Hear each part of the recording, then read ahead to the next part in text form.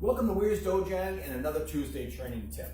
I'm Instructor Weir, and today we're going to talk about flow. Flow is a very important topic in Hapkido. There are some in the community who have talked about not flowing from technique to technique to be able to just use that one lock and lock a person down. Great in theory, but when you become in a dynamic environment, there's an infinite number of variables. The way to mitigate those variables is to understand flow. There's a couple of different scenarios where flow is going to come into play. You could be putting a person into a lock and realize that that lock is not affecting them for whatever reason. They could be on drugs and their pain receptors aren't reacting. They could just have really flexible wrists and you go to put them in that goose and it's doing nothing. You can't just sit there and wait. You have to be able to go directly into something else. That's where understanding flow comes into play. There's also situations where you start a technique and you realize that you might have to change that technique because of environmental issues. Their buddy comes in. You're bumping up against a wall. You have to move someone in a certain way. And those things are all things that can happen in the middle of the technique that you have to change. And understanding flow is going to allow you to do that. Let's take a look at a couple of different flow drills that we can use, as well as those situational things where we can go from one lock to another.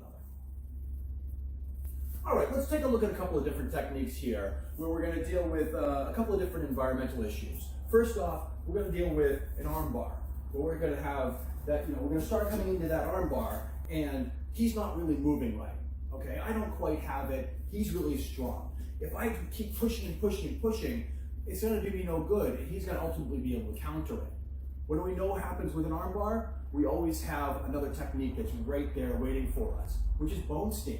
So if I'm pushing down and I can't get him to go, I can easily go to the bone stand and then right back in the arm bar and lock him around right down to the floor. This is a fantastic way of going from one technique to another. It really lends itself to play back and forth between those techniques. Remember, every time you have an arm bar, you have a bone stand and vice versa. So now let's talk about a different situation where he grabs on, I'm going into that arm bar, and then realize, wait a minute, his buddy's coming in, and now if I just go here, I'm going to leave myself exposed. So instead of that, I'm going to come up here, go for that arm bar, oh, nope. We're gonna go into hammer lock instead. Okay, now I can use him as a shield. So that case where the environment changed from when I started the technique to where I ended the technique, and understanding how to be able to, that's my arm bar, that's my hammer lock. How do I transition between the two of them? Here, here, here. Okay, so understanding how to go from one technique to another is very, very important. One of the drills I have my guys do is after we've worked a set of techniques, I tell them, okay, I want to see you go from technique 1 to technique 5, and to have them figure out how to flow from one to the other. Okay, so those are a couple of different ways of, environment changes, middle of the technique, something's not working, you flow to something else. So we talked about environmental things changing your techniques and making you flow into other techniques. The best way to understand flow is to be able to drill it. And here we have a couple of different flow drills that we use, and I'm going to show you a segment of each of these. Okay, this first one's actually a 20-point flow drill. We actually have 20 different locks. Each one of them could end the situation, but we're going to continue to flow from lock to lock to lock to make sure that we can move around. Ultimately, it will look like a dance. So this is a segment of the first segment of it.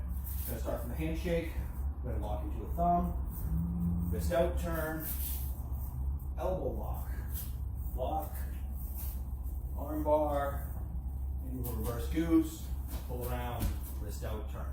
Okay, so as you can see, we can work that flow. So we can just go into it here, here, here, here, around, down, and then Mike does it. Down, turn, good, up. Press, arm bar, goose, pull around, and wrist out turn. Excellent. And that way we can both work back and forth and work this flow and make sure that we are both understanding how to transition from lock to lock. What you can't feel is the fact that each one of those things, we don't actually release the lock to get to the next one. We maintain the lock to get to the next one. The next drill that we do is going to work both sides of the body. So we're going to start out with a wrist out turn. We're going to come up, come around, reverse goose. Now I want to get to the other side of the body, so I'm going to fling him around And see how his hand comes up? Perfect. We're gonna go this side. Here. And go from there. Okay, so as you can see, we're gonna be able to pop from side to side and maintain flow and keep going back and forth.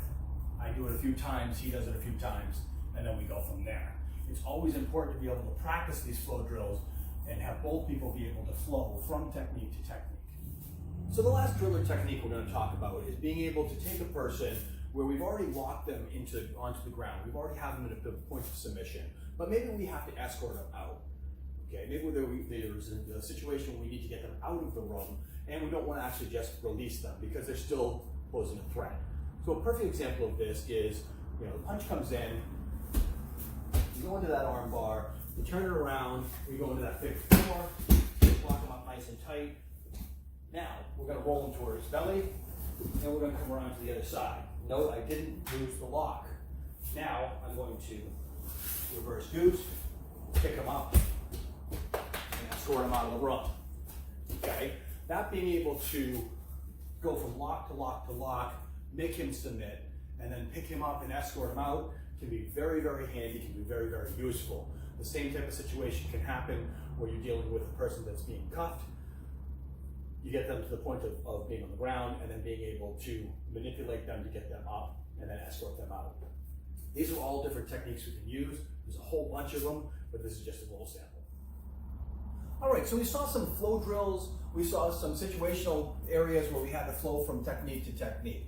We are just grazing the top of this. We're tip of the iceberg type of stuff here. There's so many more that we can do.